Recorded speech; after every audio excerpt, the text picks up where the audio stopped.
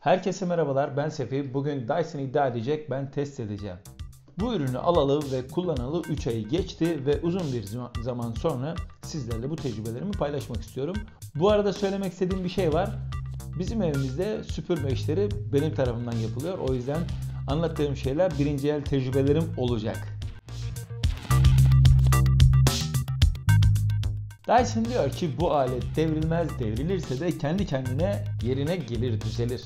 Eski süpürgeyi kullanırken devrildiği zamanlar oluyordu. Kapıdan başka odaya geçerken kapıya çarpıp devriliyordu. O zaman ortalığı kötü bir koku salıyordu. Çünkü toz torbası sarsılıyordu ve filtreden geçmeme olayı, bir şeyler oluyordu yani. Ortalığa toz atmaya başlıyordu. Bu alet zaten filtresi yok. Çok harika bir şey. İleride onu da göstereceğim.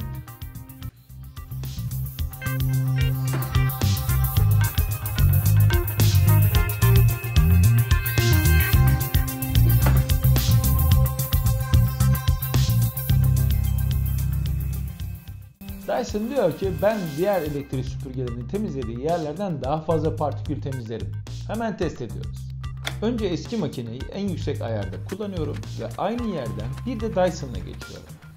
Aynı yerden aynı sayıda. Eğer haznede toz varsa iddiası doğrudur.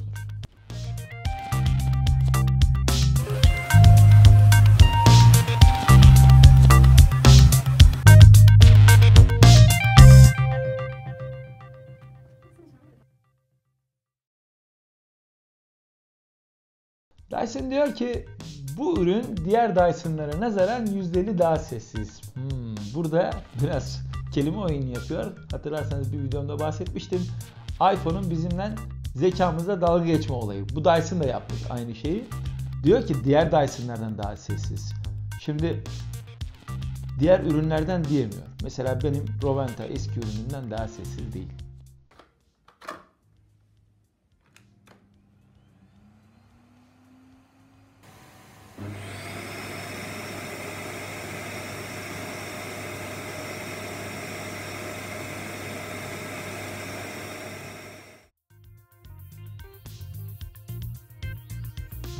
Dyson diyor ki al bu ürünü kullan. Bak bu kullan kelimesi çok önemli. Hani 30 gün sonra kullanmadığın takdirde geri getirebilirsin değil. Kullan. Beğenmezsen geri iade alıyoruz. Bu cümleyi aynı şekilde daha önce almış olduğum yatak markası da söylemişti ama koca yatağa memnun kalmadığım halde kargo şirketine götürmeye üşendim. Ama bu küçük bir kutu pekala siz götürebilirsiniz. Memnun kalmazsanız gidin iade edin.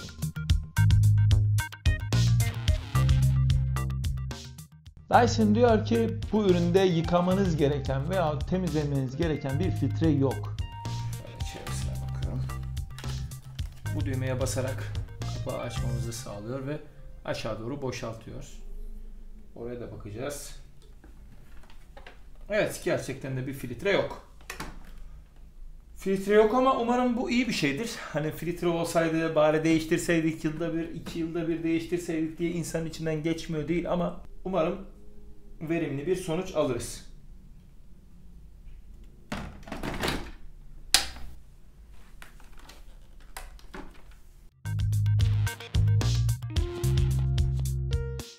Dyson diyor ki bu ürünü al, uzun yıllar boyunca emiş gücünü kaybetmeden size hizmet etsin. Şimdi bunu benim test etmem için ömür lazım ama çok şanslıyım ki bir arkadaşıma açtığımda durumu annesinin de Dyson kullandığını söyledi bana ve 12 yıldır kullandığını, en ufak bir hata, sadece bir hatadan bahsetti. Acaba ucu mu kırılmıştı? 12 yılda bir tane aparatı kırılmıştı yanlış hatırlamıyorsam. Onu da yenisini almışlardı. Çünkü 5 yılı geçmişti.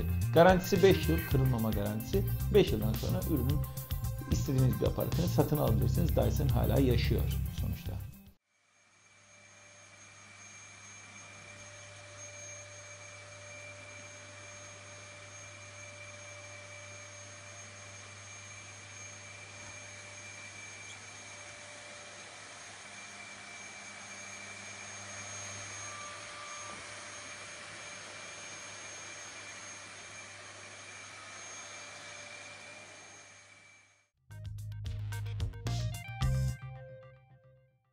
Dyson diyor ki hortumu esseniz bile geri eski haline gelir. Geldik hortumu test etme aşamasına. Bununla ilgili gerekli izinleri aldım eşimden. Gördüğünüz gibi büktüm. Bayağı beyazlaştı yani köşeleri. Geri eski haline geldiğinde birkaç saniye sonra orada hiç öyle bir işlem olmuş gibi görünmüyor. Şu an bayağı bir zorluyorum ama sağlam. Bugün de eve girebileceğim. Güzel.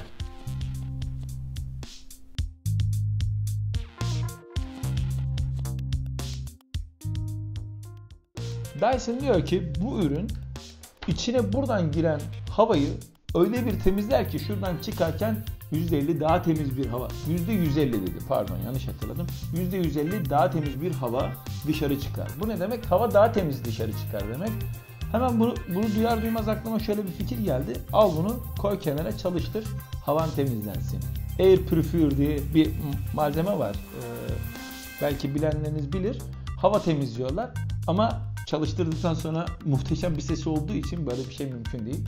Zaten Dyson hava temizleyici malzemeler de üretiyor. Yuvarlak, ortası boş bir hava temizleyici ve klima özelliği olan bir ürünleri var. Bilirsiniz, bir de dikey bir ürünleri var. Bu işi zaten yaptıkları için bu konuda da güvenimi aldılar. Ama bir kenarda çalıştırıp havayı temizletme hayal oldu.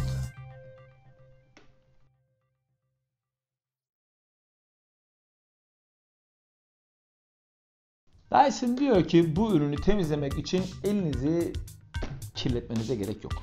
Diyorlar, deneyelim. Şimdi çıkardık. Buraya basarak çıkartıyoruz. Daha sonrasında bunu buradan bıraktığımız anda bir şey uzuyor. Kapak açılıyor. Şimdi şöyle daha görünür bir hale getireyim. Basıyorum. Gitti.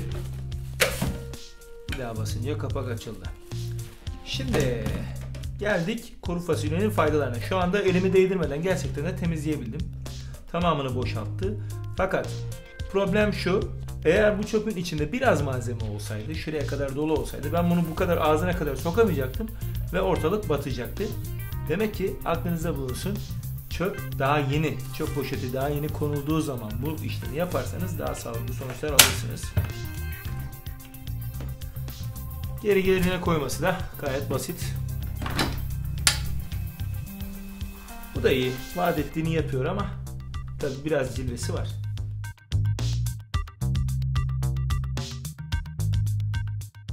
Dyson diyor ki bu ürünü temizledikten sonra içinde temizlemeniz gereken herhangi bir yapışma, tozlanma olmaz. Şimdi bu benim için o kadar değerli ki.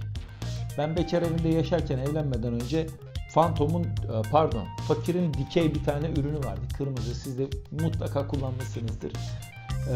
Onu kullanırdım ve haznesine, toz haznesi vardı. Bunun haznesi de yok, harika ya, neyse. Haznesine öyle bir yapışırdı ki, diyelim ki şu hazne olsun, tozlar öyle bir yapışırdı ki şöylece kalırdı, sanki hazneleşirdi.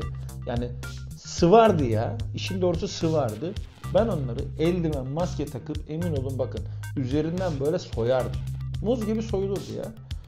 Tabi bu beni üşendirirdi, evimde kirlenirdi işin doğrusu. Ama bunun öyle bir derdi yok, düğmeye basıyorsun, içindekileri atıyor. Zaten sıyırarak, şuradaki kırmızı halka var ya, o sıyırarak gidiyor dibini. Çok az şeyler kalıyor. Burada çok az şey görüyorum içinde. Zaten onlar da bir sonraki temizliği engellemeyeceği için elinizle tutup da temizlemenize gerek kalmıyor. Harika bir şey. Vallahi süper. Az önce yaptığımız boşaltmadan sonra tekrardan bakalım. Riske giriyorum. Şu anda içine baktık. Dediğine göre herhangi bir yapışma, partikül olmuyor. Hani şunlar var. Gördüğünüz gibi şunlar var. Şu var. İçeride bahsettikleri gelişkin teknoloji görünüyor. Hani yok değil ama bunlar elimizle sonradan temizlememiz gereken partiküller değil. Şurada var mesela. Şu yan taraftan bakınca görünüyor. Ama uzun kullanımdan sonra bunların gerçekten problem olup olmadığını anlayacağız. Ama yani yapışmaz değil, mükemmel yapışmaz değil. test videomuzun da sonuna geldik. Umarım faydalı bulmuşsunuzdur. Böyle videolarda buluşmak üzere. Diğer videolardan haberdar olabilmek için abone olmayı unutmayın. Hoşçakalın.